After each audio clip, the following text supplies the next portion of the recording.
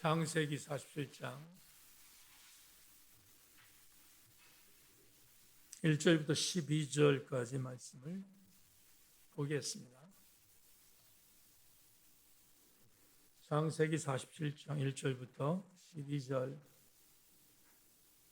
말씀을 한 절씩 교독하겠습니다.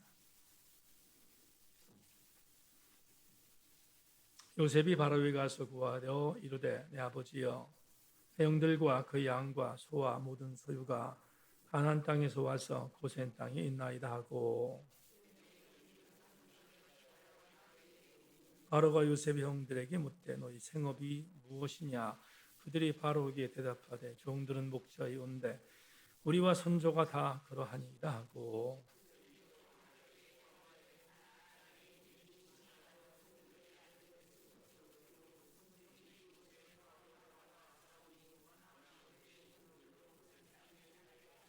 바로가 요셉에게 말하여 이르되 내 아버지와 형들이 내게 왔은즉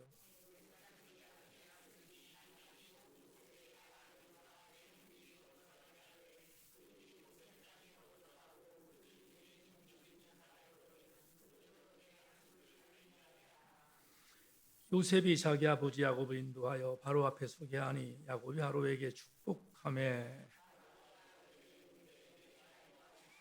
야곱이 바로에게 아뢰되 내 나그네의 길의 세월이 130년이니이다. 내 나이가 얼마 못되니 우리 주상의 나그네의 길의 연조에 미치지 못하나 험악한 세월을 보내었나이다 하고,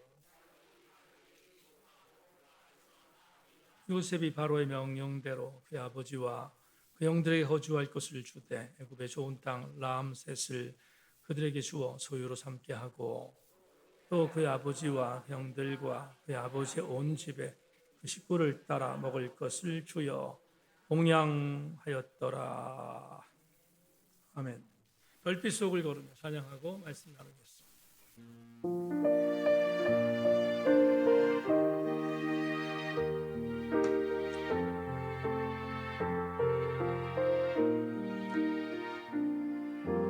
별빛 속을 걸으며 주의 은혜 배워보니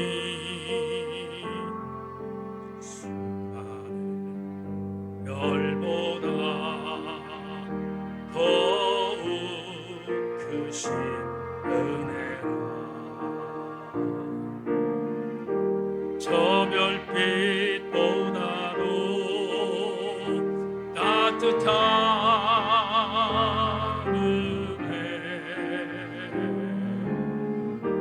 저 달빛보다도 해달픈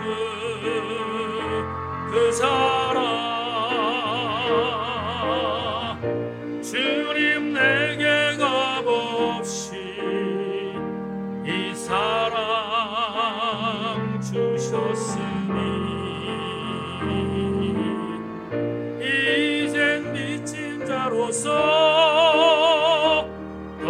주만 사랑하리.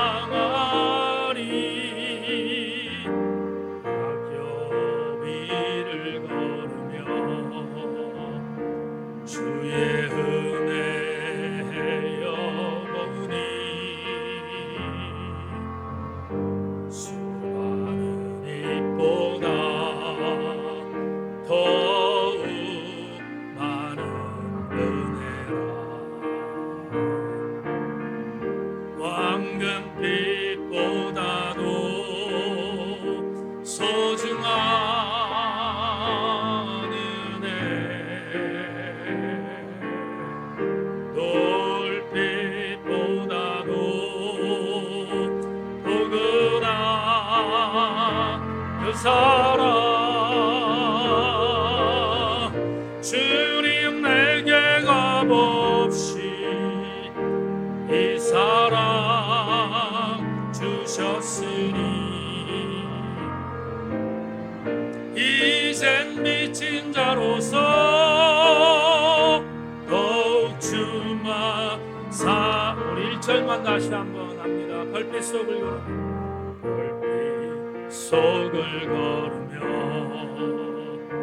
주의 은혜 헤여보니 수많은 별보다 더욱 크시는 아멘 아멘 저 별빛보다도 따뜻한 은혜 저 달빛보다도 애달픈 그 사랑 주님 내게 값없이 이 사랑 주셨으니 이젠 미친 자로서 더욱 주만 사랑하리.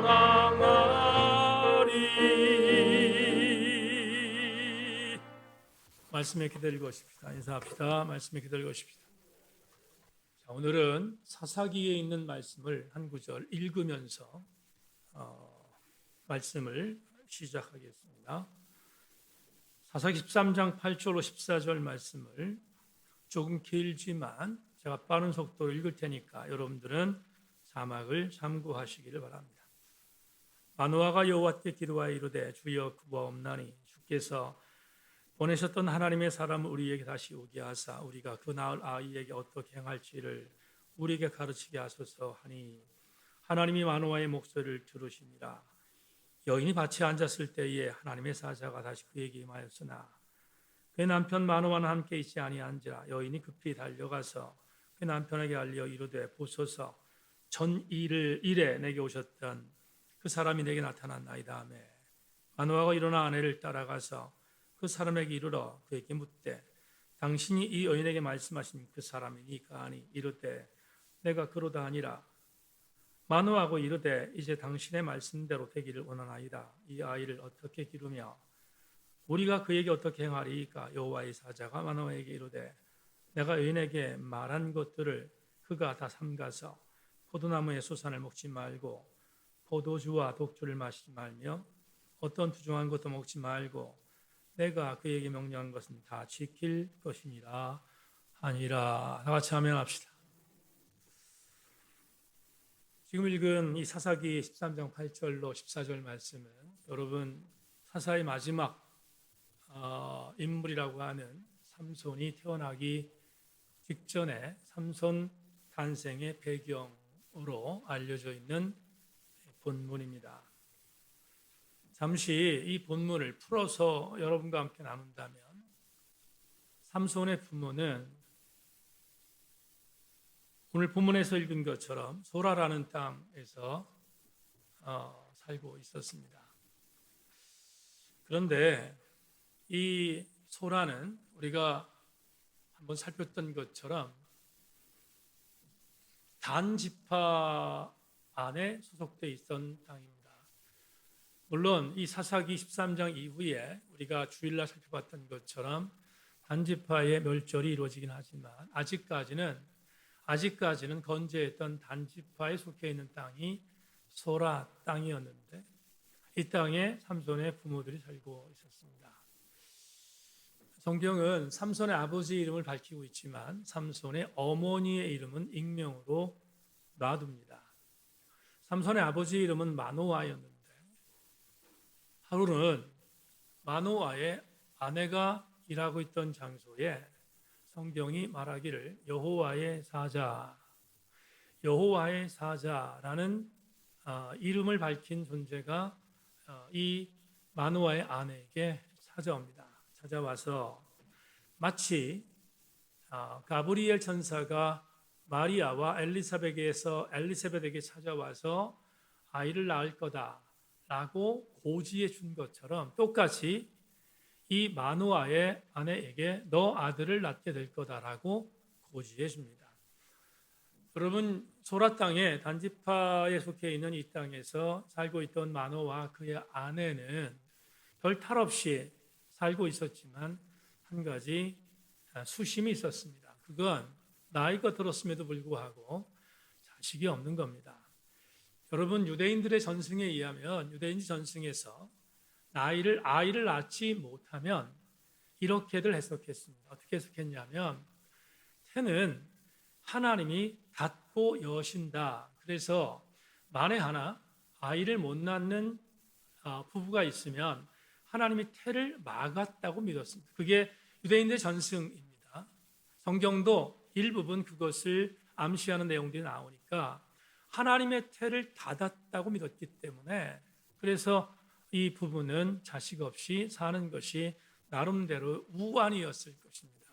그런데 어느 날 갑자기 야훼의 사자가 이 여인에게 와서 너가 아들을 낳을 거다라고 알려줍니다.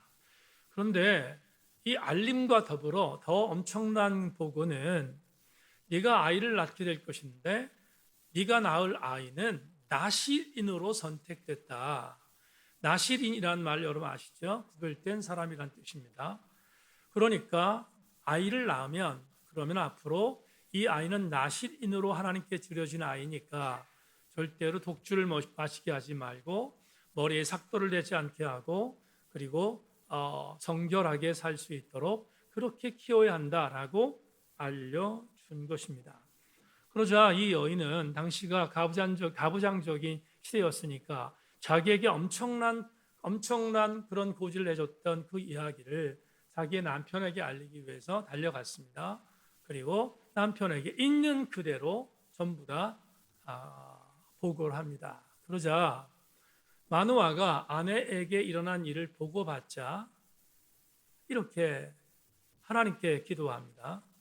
하나님, 내 아내에게 알려주었던 것을 내가 확인하고 싶은데 아내에게 오셨던 그 사자를 보내주시던 하나님을 직접 만나던 나의 기도를 들어주십시오. 이렇게 기도를 합니다.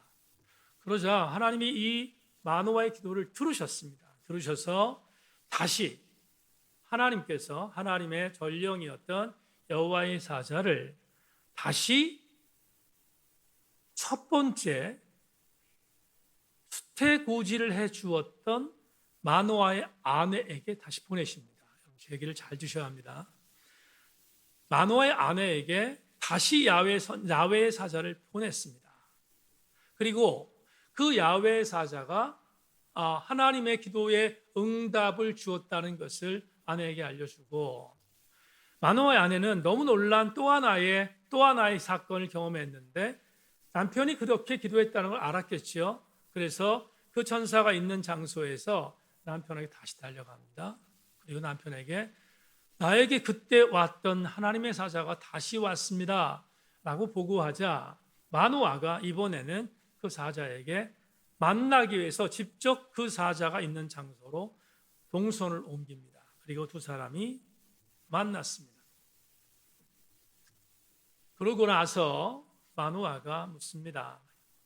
내 아내를 만났던 분입니까? 내 아내에게 수태고지를 해줬던 분입니까? 그래, 나다. 이렇게 이야기를 나눕니다. 그런데 이 만남 속에서 주목할 게 하나 있습니다. 첫 번째 마노아의 아내에게 왔던 사자가 네가 낳을 아들은 나실인이 될 건데 이렇게 키워라. 그렇게 당부하고 권했지요. 그런데 자신의 정체성을 이제는 그의 남편에게 보여주고 똑같이 말합니다. 내가 앞으로 얻게 될 아들은 나실인이다. 그러니까 키울 때 성별하게 키우고 독주되지 말고 삭도를 머리에 대지 말고 성별하게 자라도록 키워야 한다라고 이야기합니다. 그런데 우리가 주목할 것이 하나 있는데, 자, 지금 여호와의 사자가 야훼의 사자가 두 번에 걸쳐서 삼손 부모의 가정에 왔습니다.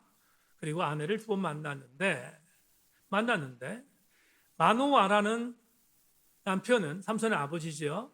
삼손의 아버지는 이 천사를 두 번째 만에 만난 것입니다. 그런데 그 만남이 찝찝합니다. 왜 찝찝한가? 사사기 13장 9절에서 이렇게 보고합니다. 하나님이 마노아의 목소리를 들으시니라. 여인이 밭에 앉았을 때에 하나님의 사자가 다시 그에게 임하였으나 그의 남편 마노아는 함께 있지 아니한지라. 후반절이 왠지 모르게 찝찝하게 옵니다. 하나님이 보내신 사자를 왜 하나님은 여인에게만 2번 먼저 보이셨을까? 질문해 봐야겠죠? 왜 여인에게만 2번 보이셨을까? 그리고 조금 전에 설명했지만 마노아는 어쩔 수 없이 보이신 겁니다.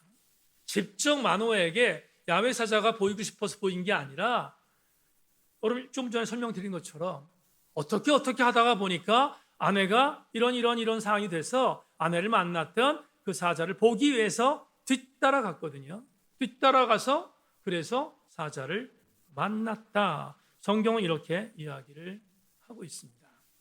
그러면 우리는 이런 생각을 한번 해야 될 것 같습니다. 다시 한 번만 질문해 보죠. 왜 하나님은 삼손의 어머니에게만 먼저 보였을까? 질문해 봐야 되잖아요. 왜 삼손의 어머니에게만 먼저 보였을까? 그리고 아버지 마누아는 질질 끌려가는 것처럼 후에 어쩔 수 없이 보게 되었을까? 생각해 봐야 되겠습니다. 여기서 우리는 시대적 배경을 하지 않을 수 없는데 주목해 볼까요? 삼손은 사사시대의 마지막 사사지요.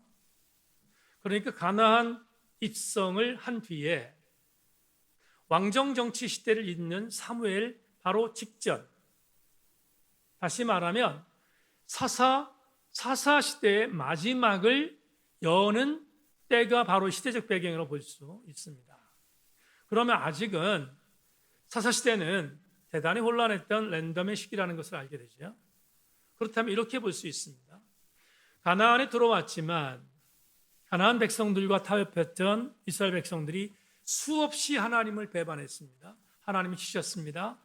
회개하자 하나님 다시 들어서 그렇게 해서 여기까지 왔습니다. 그렇게 7번의 사이클을 거친 뒤에 사사 삼손이 등장하거든요. 그런데 그렇다면 분위기를 봅시다. 영적 분위기가 어땠을까? 영적 분위기가 어땠을까? 삼손이 태어날 당시 영적 분위기는 캄캄했습니다. 어떻게 캄캄했나? 이미 그들은 하나님을 완전히 잊었다고 봐도 과언이 아닙니다. 소사사들이 활동을 했지만 소사사들의 활동은 어떤 의미로 보면 별로 의미를 부여할 수 없을 정도의 사사들이었거든요.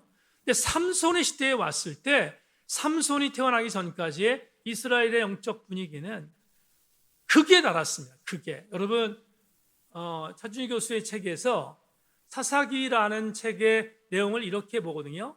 나선현 하양 곡선을 탔다 이렇게 표현하거든요. 그러니까 맨 처음에 있었던 사사 에우스로부터 시작해서 맨 마지막에 있는 사사까지 가면 자꾸만 사사들이 더 엉망진창의 사사들이 나와요. 쭉 나옵니다. 삼손이 극치였거든요. 삼손이 사사 중에 가장 사사 같지 않은 인간이 삼손이었단 말이죠. 그러면 이 시대는 영적으로 얼마나 캄캄했는지를 충분히 짐작할 수 있습니다. 소라 땅, 단지파의 땅이었는데 하나님 잊어버린 지 이미 오래였다. 하나님을 캄캄히 잃어버렸어요. 완전히 잃어버렸어요. 그런데 놀라운 보고가 있습니다. 여러분 오늘 본문에 13장 6절을 봅시다. 13장 6절 사사기 13장 6절입니다. 같이 한번 읽어볼까요? 자, 자막에 나오죠? 시작. 이에 그 여인이 가서 그의 남편에게 말하 이르되 하나님의 사람이 내게 오셨는데 그의 모습이 하나님의 사자의 용모 같아서 심히 두려움으로 어디서부터 왔는지를 내가 묻지 못하였고 그도 자기 이름을 내게 이르지 아니하였으며. 여러분은 그냥 읽었는데 이 사사기 13장 6절에 배경이 뭐라고 했습니까? 캄캄하게 하나님을 잃어버린 시대라고 말했습니다. 그런데 이 여인이 하나님을 완전히 잃어버린 이때에 자기 남편에게 자기에게 와서 등남을 고지했던 그 존재를 표현할 때 뭐라고 표현하면 히브리어 원어 성경에 이시 엘로힘이라고 말하고 있어요. 이시 엘로힘이라는 말을 하고 있는데 엘로힘이라는 단어가 대단히 중요하거든요. 왜냐하면 이 당시에 하나님을 잊어버렸다고 했습니다. 하나님을 잃어버린 시대였기 때문에 하나님의 명칭 관심 없습니다. 하나님 명칭에 대한 부분 선조가 불렀던 이스라엘 하나님 엘로힘 별로 그들은 상기하지 않았습니다. 그런데 유독이 마노아의 아내는 남편에게 자기에게 찾아온 사람의 정체성을 뭐라고 말하는가? 하나님의 사자, 하나님의 사람, 이시 엘로힘, 하나님의 사람이라고 표현하고 있어요. 그러면 우리 이런 추론이 가능합니다. 하나님을 완전히 잃어버린 시대에 마노아의 아내는 어떠한 루트인지는 모르지만 성경이 기록하지 않고 있으니까 잘 모르겠지만 어떠한 루트인지는 모르지만 이 마노아의 아내의 근간에는 그들의 선조와 열조들이 믿었던 하나님 신앙을 갖고 있었다 이 말이에요. 하나님 신앙을 갖고 있었던 그녀, 이름이 없어요. 익명이에요. 익명인데 하나님은 삼손이라는 마지막 사사를 탄생시키기에 앞서서 하나님을 잊지 않고 있었던 삼손의 어머니의 태를 통하여 삼손을 이 땅에 태어나게 했다는 것은 본문의 텍스트 안에서 아주 중요한 영적인 교훈이 담겨 있다고 볼 수 있습니다. 우리는 이런 생각을 하게 됩니다. 그러니까 마노아가 아니라 마노아의 아내에게 하나님의 사자가 온 것을 해결할 수 있습니다. 왜냐하면 마노아는 조금 전에 읽었던 사사기 13장에 보면 하나님께 기도했다라는 단어가 나와요. 하나님께 기도했다는 단어가 나오는데 왜 기도했는가? 아내가 하나님의 사람, 하나님의 사자를 봤다고 말하니까 아내가 보았던 그 사람에 대한 부분을 분명히 다시 한번 확인하기 위하여 마지못해 하나님의 이름을 불렀다고 학자는 해석하거든요. 근데 반대로 마노아의 아내는 맨 처음부터 하나님의 사람, 하나님의 사자에 대한 정체성을 알고 있었다면 이겁니다.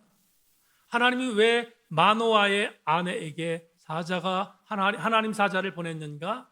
아주 중요한 의미가 있습니다. 그 가정의 영적인 주도권이 마노아의 아내에게 있었다 이 말이에요.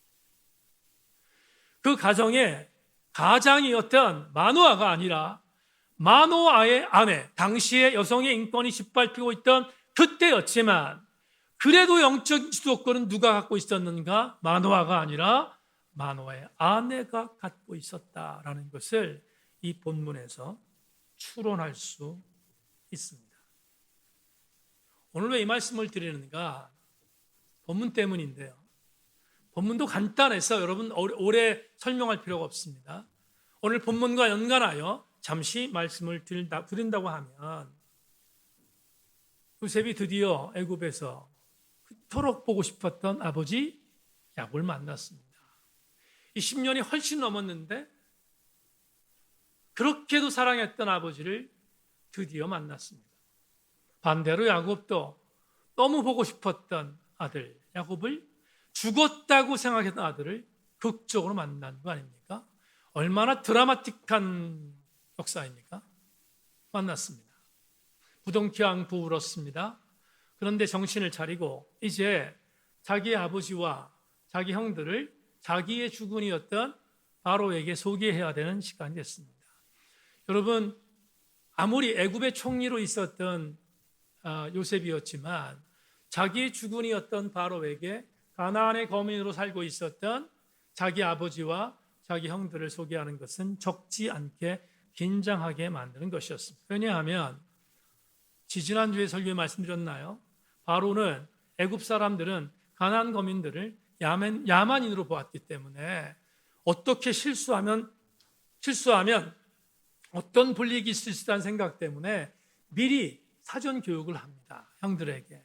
형님들, 이제 바로를 만나게 될 터인데 너희들 무슨 직업을 갖고 있냐라고 물으면 다른 말씀하시지 말고 우리 가나안에서 양과 소를 치던 그런 목축업을 했던 사람들입니다라고만 말하십시오. 이유는 당시에 애굽 전역에서 목축이 가장 발달됐던 땅이 고센이었습니다. 고센은 우리가 나중에 보겠습니다마는 고센은 야곱의 식솔들이 평생 동안 죽을 때까지 그곳에서 살 수 있게 만들어줬던 비옥한 땅이었거든요. 그러니까 요셉은 다른 곳이 아니라 고센, 안전한 곳인데 특별히 가나안 거민으로서 이주해 왔던 자기의 식솔들에게는 안전한 땅이라고 생각했던 고센에 정착하도록 만들기 위해서 다른 얘기하지 말고 목축업에 종사하던 사람이라고 그렇게 말해주길 바랍니다 라고 부탁합니다. 그리고 5명 형들, 10명의 형들 중에서 5명 형들을 바로에게 선발해서 아련하게 합니다.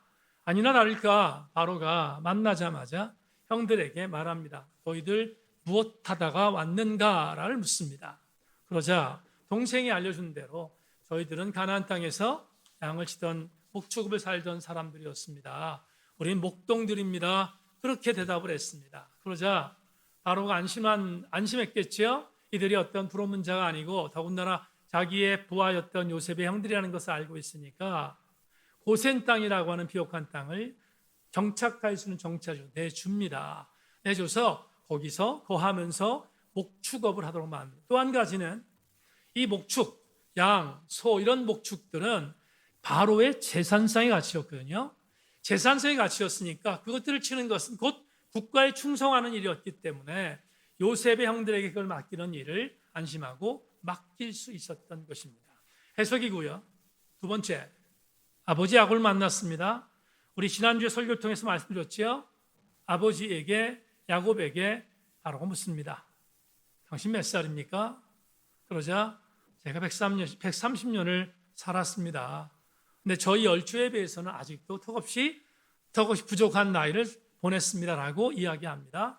그런데 유명한 말 남겼다고 했습니다. 내가 살아온 130년은 무슨 세월? 험악한 세월이었습니다라고 고백합니다. 여러분 이 얘기는 야곱의 산전수전 공준전을 생각해 보면 틀린 말이 아니라 바로 앞에서 험악한 130년을 살았습니다라고 고백하는 것은 정직한 보고였을 것입니다. 그러자 아버지 야곱까지 만났던 바로는 고센 땅을 주면서 요셉에게 명령합니다. 내 아버지와 내 형제들 이곳에서 거주하게 만들며 이곳에서 행복하게 살 수 있도록 땅을 허락하니 그곳에 거주하도록 만들어라고 허락함 해피엔딩으로 오늘 12절까지 말씀을 통하여 마무리합니다. 그런데 여러분에게 오늘 드리고 싶은 오늘의 메시지가 있습니다. 이런 생각해 보면 대단히 뭐라 그럴까요? 자연스럽고 따뜻한 관계를 맺고 있는 바로와 요셉과 그의 식솔들에 대한 대화잖아요. 그런데 아무리 그래도 이런 생각을 피할 수 없어요. 바로는 갑이고 요셉의 식솔들은 을입니다. 다시 한 번만.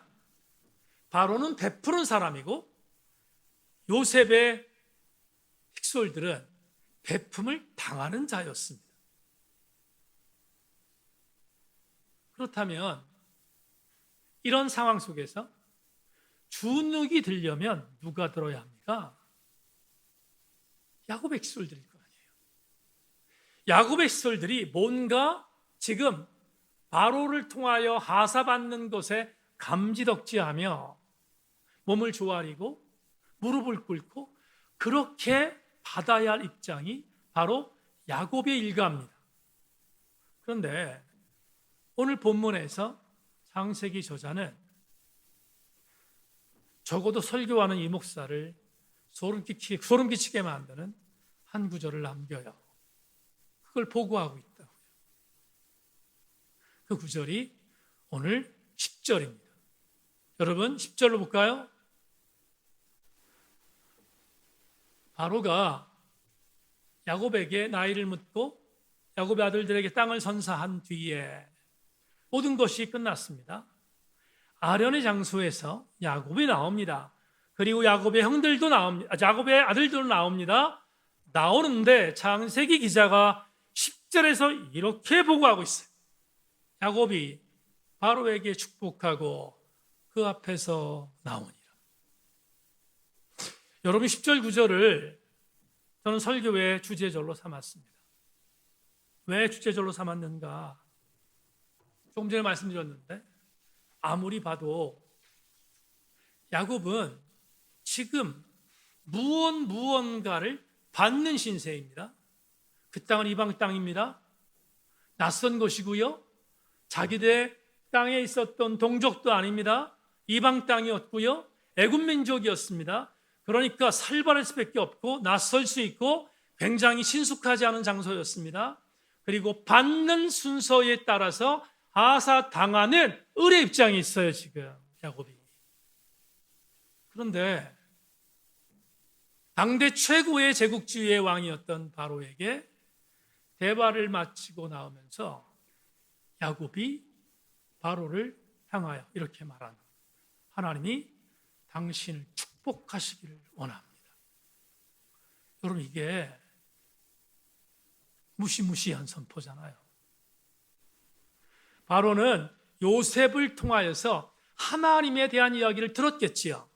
그렇지만 요셉에게 있어서 하나님과 바로의 하나님은 여러분 비교하면 안 되는 겁니다. 그는 이방 사람이었어요. 이방이었다고요. 애굽의 신전에서 애굽의 신들에게 절하는 이방교도였다고요. 그런데 지금 빌어먹는 땅 한 구석에 가서 살아야 할 야곱이 나오면서 자기에게 그 땅을 선사해 주는 바로에게 하나님이 당신을 축복하기를 원합니다라고 선포했다는 것은 야곱은 한 가지를 잊지 않았어요. 야곱은 영적 주도권을 놓치지 않았다. 그러니까 오늘 이 본문에서 10절을 통하여 오늘 설교 제목이 뭡니까? 이것이 있어야 합니다 라고 정했습니다. 여러분, 성도는 이것이 있어야 합니다. 성도는 어떤 상황이 됐든 간에 이것을 놓치면 안 돼요. 그게 뭐냐? 영적 주도권입니다. 오늘 내 말을 보겠습니다. 성도 여러분, 성도는 영적 주도권을 뺏기지 않는 삶을 살아야 함을 명심하고 우리 모든 교우들도 영적인 주도권을 사수할 수 있기를 주의 이름으로 축원합니다. 사사기서에 나오는, 사사기서만 얘기하니까 사사기 무슨 전문가처럼 얘기하게 돼서 죄송한데 어쩔 수 없어요. 오늘 본문은 관계되는 게 사사기에 많기 때문에 사사기에 있는 내용 하나 설교하고 설교를 맺겠습니다. 여러분, 사사 중에서 유일한 여자 사사였던 드보라 사사를 기억합니다. 이스라엘 신앙 공동체가 가나안에 들어와서 타협하고 가나안 신에게 절하고 그렇게 혼합주의에 빠지고 하나님을 버렸습니다. 그때만 하나님이 치십니다. 치셔서 그래서 하나님이 그때마다 사사를 통해 다시 회복시키는 그런 사이클을 갖게 됐습니다. 그런데 이번에는 순서가 여자 사사 드보라였습니다. 이스라엘 백성들은 하나님의 은혜를 버리고 다시 범죄하게 되자 하나님이 가나안에 야빈이라는 왕을 들어서 20년 동안 이스라엘을 치게 만드셨습니다. 그러자 이스라엘은 20년 동안 압제를 받으면서 고통스러워했습니다. 다시 하나님께 엎드리고 무릎 꿇고 회개합니다. 하나님, 우리 잘못했습니다. 우리를 구원해 주십시오. 그러자 하나님이 이번에 드보라를 들으십니다. 드보라를 들어서 그래서 가나안과의 싸움에서 승리하게 만드는 장면이 여러분 사사기서에 기록되어져 있습니다. 그런데 그때 드보라가 가나안의 야빈 그리고 군대 장관이었던 시스라와의 전쟁을 다볼산에서 전투를 하게 되는데 그때 다볼산에 시스라의 병력들이 1만 명이 기병으로 옵니다. 말병거를 타고 기병으로 옵니다. 이스라엘은 오합지졸이었습니다. 그래서 드보라가 그래도 당시에 나와 함께 싸울 수 있는 연대할 수 있는 장군이 있는가를 보니 아비노함의 아들 바락이 있었습니다. 바락을 부릅니다. 불러서 바락에게 이런 상황으로 하나님께서 나를 불렀다. 그리고 가나안을 물리쳐 줄 것이라고 나에게 확답했다. 그러니까 너는 나를 도와서 함께 이 전장에 나가게 되면 하나님이 너에게 영광을 돌릴 수 있는 은혜를 줄 거다라고 권합니다. 그런데 바락이 듣지 않아요. 하나님이 드보라를 통하여 이렇게 하겠다고 말씀까지 하셨습니다. 이기게 만들어줄 거다. 전쟁에 나가 싸우기만 하라라고 말씀했는데도 불구하고 바락은 이런 핑계 저런 핑계를 대고 나가지 않습니다. 그래도 계속해서 드보라가 설득합니다. 설득하고 또 설득합니다. 그러자 마지막에 바락이 전제 조건을 섭니다. 어떤 전제 조건? 사사님, 그럼 좋습니다. 내가 나가서 싸울 터인데 전제 조건이 있습니다. 가나안과의 전쟁에서 드보라 사사도 같이 나가야 합니다. 이게 전제예요. 같이 나가 싸우면 나도 가겠습니다. 그래서 드보라가 당연히 나도 나가겠다라고 허락합니다. 전쟁에 나갑니다. 전쟁에 나가서 싸웁니다. 승리합니다. 그런데 전쟁에 나가기 직전에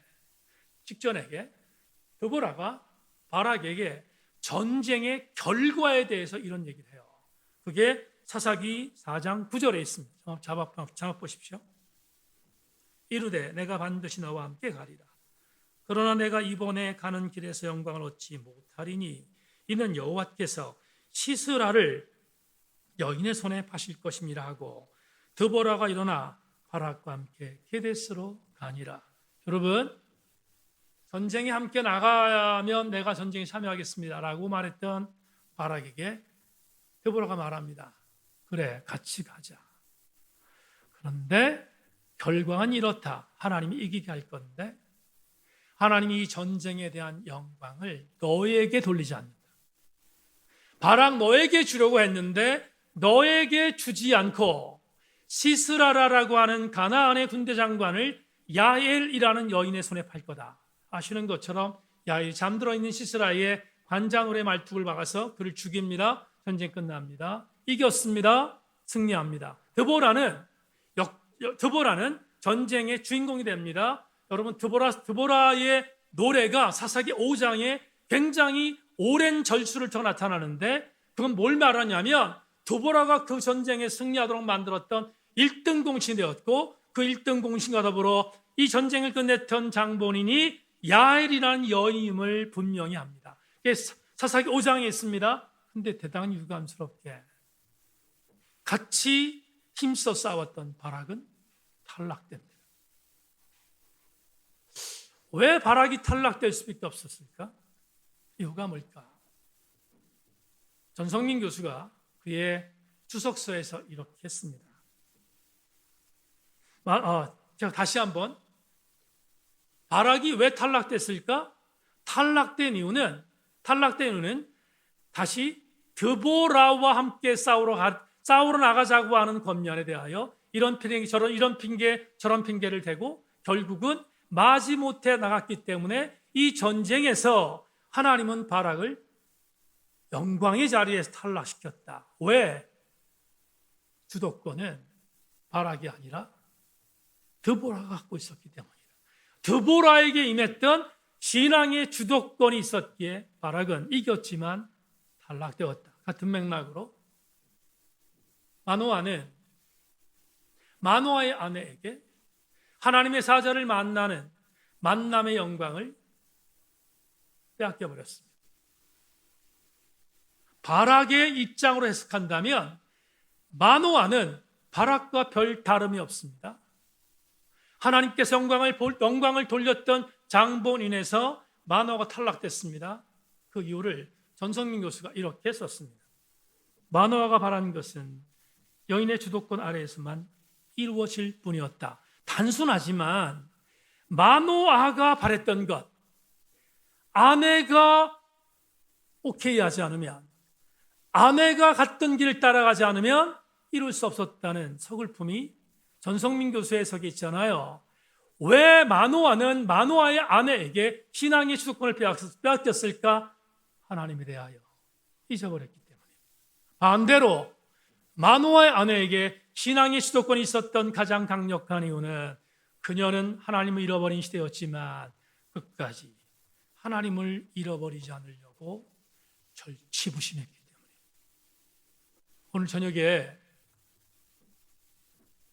창세기 강해를 통하여 오늘 야곱이 을의 입장이 있었지만 당대 최고의 제국주의자이자 당대 최고의 왕이었던 바로에게 영적으로 흡실되지 아니하고 영적으로 선포할 수 있었던 가장 강력했던 야곱의 믿음은, 야곱은 나의 전 인생을 책임져 주셨던 하나님을 향한 믿음을 갖고 있었기 때문이었다. 여러분, 하나님을 믿음으로 삼는 자, 신앙의 주도권을 잃어버리지 않을 것입니다. 여러분이 하나님을 믿음으로 삼는 한 하나님이 여러분들을 외면하지 않고 하나님도 여러분들을 이기도록 만드시는 주인공으로 삼지 않겠습니까? 그러니 어떤 일이 있어도 신앙의 주도권을 누구에겐가 빼앗기지 말아야 합니다. 요한계시록에서 초대교회 7교회에 편지하는 글 가운데 하나님이 사절을 통해 말씀하신 게 있습니다. 내가 이 금촛대를 옮길 것이다. 사랑하는 여러분, 우리 세인교회 성도들은 하나님의 금촛대가 옮겨지지 않기를 주의 이름으로 축원하며 신앙의 이니셔티브, 신앙의 주도권을 잃어버리지 아니하는 하나님의 아름다운 성도들 되기를 주님의 이름으로 축원합니다. 책에서 읽었던 한 이야기 말씀을 드리고 설교를 마감하겠습니다. 하영조 목사님이 러브 소나타라는 프로그램을 갖고 일본 선교에 박차를 가할 때였습니다. 누구도 일본 선교를 하지 않으려고 하니까 하영조 목사님이 일본 선교에 계획을 갖고 대대적인 일본 집회를 했습니다. 여러 차례 하시다가 소천하셨는데, 그런데 CGN TV, 다시 말하면 온누리 교회에서 개국했던 CGN TV에서 특집 방송을 돌아가시기 전에 한번 한 적이 있는데, 그 특집 방송에 실린 것을 책에 한원 목사님이 쓴 것을 본 적이 있습니다. 방송에서 한원 목사가 사회를 보고 하영조 목사님 대담하는 프로그램 가운데 한원 목사가 이런 질문을 합니다. 목사님, 온누리 교회를 사역하시면서 가장 기억에 남는 그런 은혜로운 일이 있으면 한번 말해 주십시오. 그러자 하영조 목사님이 주저없이 말합니다. 러브 소나타입니다. 일본 선교의 사역이었죠. 러브 소나타라고 말씀하십니다. 그러자 하영 목사가 일본 선교였던 러브 소나타에서 그래도 목사님이 기억하신 이유가 뭡니까? 그랬더니 조금도 주저하지 않고 하영조 목사님이 이렇게 말합니다. 그건 당연히 이어령 박사의 재래식이었습니다. 이렇게 말하는 거예요. 이어령 박사의 재래식. 여러분, 그때까지만 하더라도 이민아 목사의 수없이 많은 전도를 했음에도 불구하고 아버지 이어령 박사는 꿈쩍도 안 했습니다. 그런데 이민아 박사가 실명이교에서 하나님의 극적인 은혜로 고침받고 첫 번째 암에서 고침받고 그런 기적들을 본 것입니다. 이어령 박사가 이런 기도를 했대요. 내 딸 이민아를 살려주시면 내가 하나님을 믿어보겠습니다. 이민아 목사가 정말로 그런 증이 됐잖아요.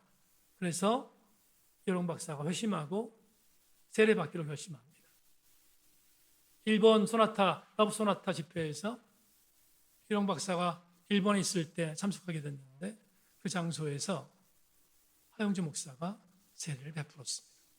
그때 이를 회고하던 하영주 목사님이 이런 의미를 부여했습니다.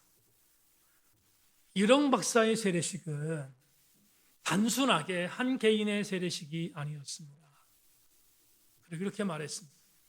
일용 박사는 세속적 가치의 가장 톱에 있었던 지성입니다. 세속적 가치의 가장 톱에 있었던 지성입니다. 그는 살면서 단 한 번도 누구에게 무릎을 꿇어본 적이 없습니다. 근데 그가 내 앞에서 무릎을 꿇었습니다. 내 앞이 아니라 하나님 앞에서 무릎을 꿇었습니다. 내가 그에게 무릎 꿇은 그에게 성부와 성자와 성령의 이름으로 세례를 베풀 때 그때 세속적 권위는 하나님의 권위 앞에 무릎 꿇은 것입니다. 그러니 어찌하여 내가 일용 박사의 세례식을 기억하지 않을 수 있겠습니까? 여러분, 오늘 우리가 살고 있는 세상은 교회의 권위, 하나님의 권위 인정하지 않습니다. 어떻게든 간에 하나님의 권위와 교회의 권위를 가차없이 제거해 보려고 하는 시대가 오늘입니다. 그런데 아무리 그래도 우리 세인교회 성도들에게 종이 선포합니다. 사랑하는 여러분, 힘들면 힘들수록, 어려우면 어려울수록 세속적인 주도권을 갖기 위하여 목숨 걸고 있는 사탄적 가치에 굴복하지 마십시다. 우리가 세속적 가치의 권위에 맞서 싸울 수 있는 유일한 길은 하나님이 나의 삶의 유일한 가치임을 기억하고 그분을 믿음 삼아 하나님이 나의 영적 권위인 것을 명심하고 그분의 권위로 영적 주도권을 빼앗기지 않을 때만 우리는 세상과의 싸움에서 이길 수 있습니다. 그래서 수없이 이 단에서 선포했던 것처럼 저는 사도행전 26장 26절 29절에 있는 사도 바울의 이 기가 막힌 압도하는 선포를 잊을 수가 없습니다. 우리 교회의 영원한 모토가 되기를 원하고 또 강조하고 또 강조하여 바울이 갖고 있었던 이 주존감에서 우리도 절대로 이탈하지 않기를 소망합니다. 바울은 이렇게 말합니다. 바울이 이르되 말이 적으나 많으나 당신뿐만 아니라 오늘 내 말을 듣는 모든 사람도 다 이렇게 결박된 것 외에는 나와 같이 되기를 하나님께 원하나이다. 성도들이여, 이것이 있으면 됩니다. 이것이 없으면 안 되지만 이것이 있으면 됩니다. 우리 모든 성도들마다 여러분의 가정에서 여러분의 범사에서 하나님의 주도권을 갖는 우리 교우들 되기를 주님의 이름으로 소망합니다.